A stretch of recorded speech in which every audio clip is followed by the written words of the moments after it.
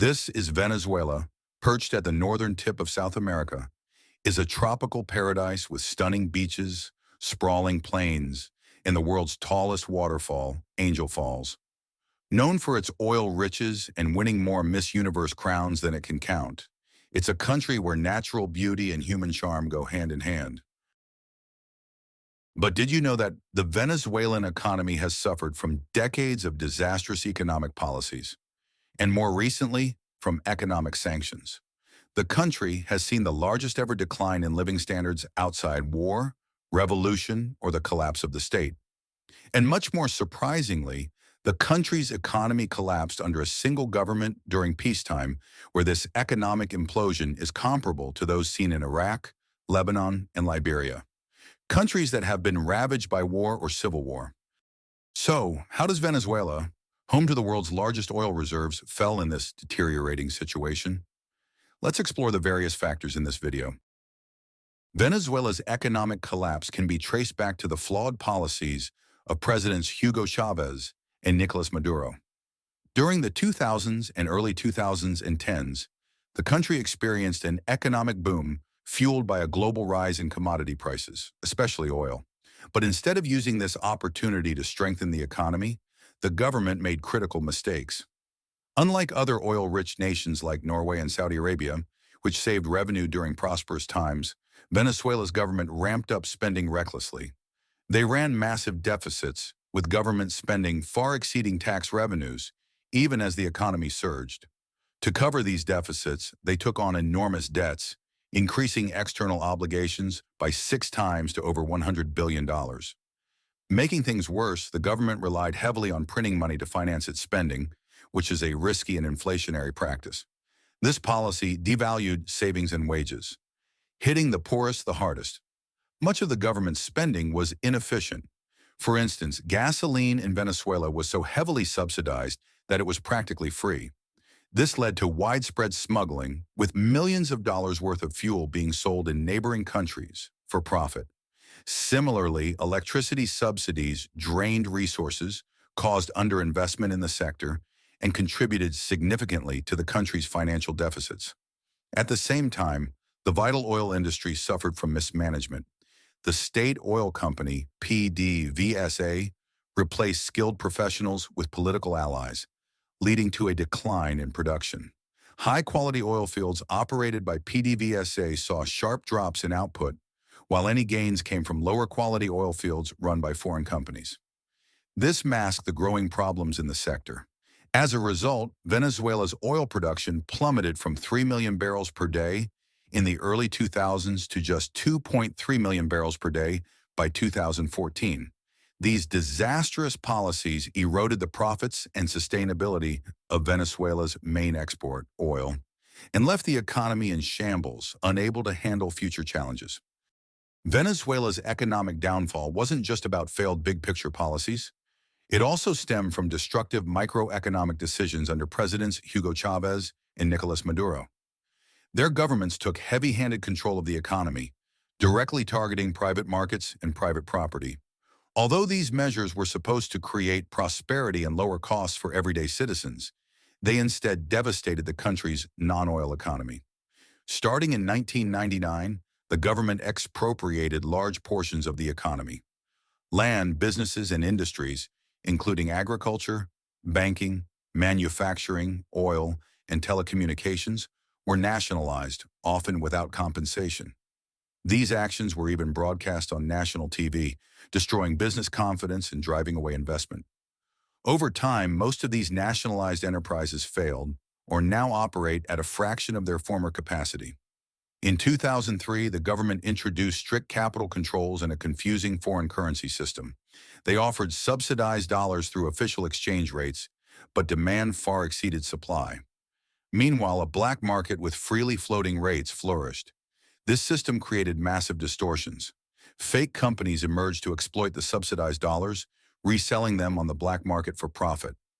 At the same time, legitimate businesses couldn't reliably access foreign currency, forcing many to shift focus from production to chasing cheap dollars. The problems didn't stop there. The government imposed price controls on thousands of everyday items, from food to toiletries. These caps often set prices too low for producers to cover their costs, leading to widespread shortages, smuggling, and bankruptcies. In 2011, profit caps were introduced, backed by extreme enforcement measures like inventory seizures and even jail time for workers and business leaders. On top of that, labor regulations made it almost impossible to fire employees, further discouraging business activity. All of these anti-market policies combined to strangle domestic production. Venezuela became dependent on imports, even for products it once exported, like rice. To make matters worse, it's estimated that the country lost over $300 billion to corruption, particularly through its flawed currency system. This money could have been saved to cushion the economy during downturns in oil prices. Ultimately, these policies didn't just harm businesses, they shattered Venezuela's ability to sustain itself, leaving the nation in a prolonged economic and humanitarian crisis. Venezuela's economic crisis reached catastrophic levels when global oil prices dropped from $100 to $40 per barrel in 2014. The country, which had become entirely reliant on oil revenues, was completely unprepared for the shock. For years, the government had pursued reckless spending during the oil boom without saving for tough times. When prices collapsed, Venezuela found itself deeply in debt, with no financial reserves to soften the blow. In a desperate attempt to service over $100 billion in debt, the government slashed foreign exchange allocations for imports more than its declining export revenues justified. This crippled the economy further, but it was all in vain. Venezuela ultimately defaulted on its debts a few years later. Instead of reforming policies, President Nicolás Maduro doubled down on the same flawed strategies. Despite dwindling foreign reserves, the government continued assigning subsidized dollars to cronies and political allies through a broken currency system.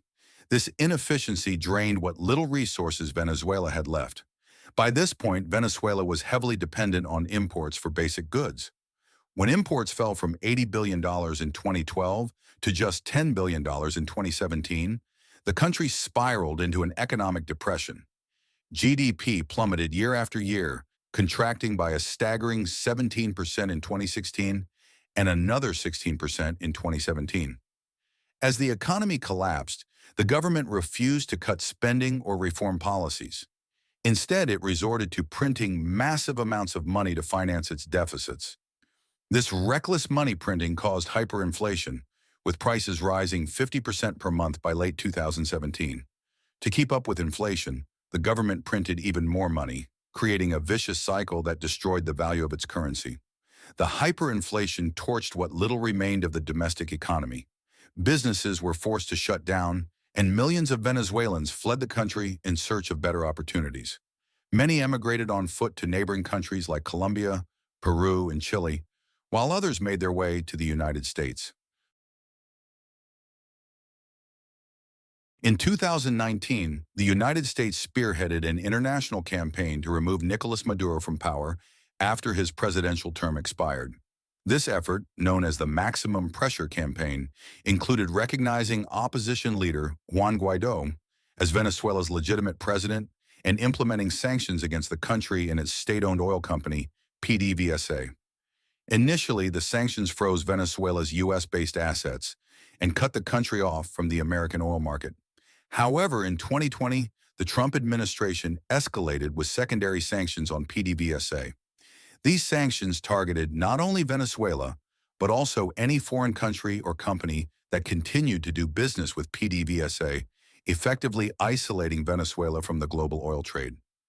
As a result, PDVSA was forced to sell oil on the black market at steep discounts, relying on partners who profited from laundering the sanctioned oil. The effect of these secondary sanctions was devastating. Venezuela's oil production, already struggling after years of mismanagement and underinvestment, fell even further. Production dropped from 1.5 million barrels per day before the sanctions to a historic low of just 337,000 barrels per day in mid-2020. Although it has since recovered slightly to around 850,000 barrels per day, the damage was immense. The broader economic impact was equally severe. By 2020, Venezuela's GDP per capita had contracted by a staggering 73%,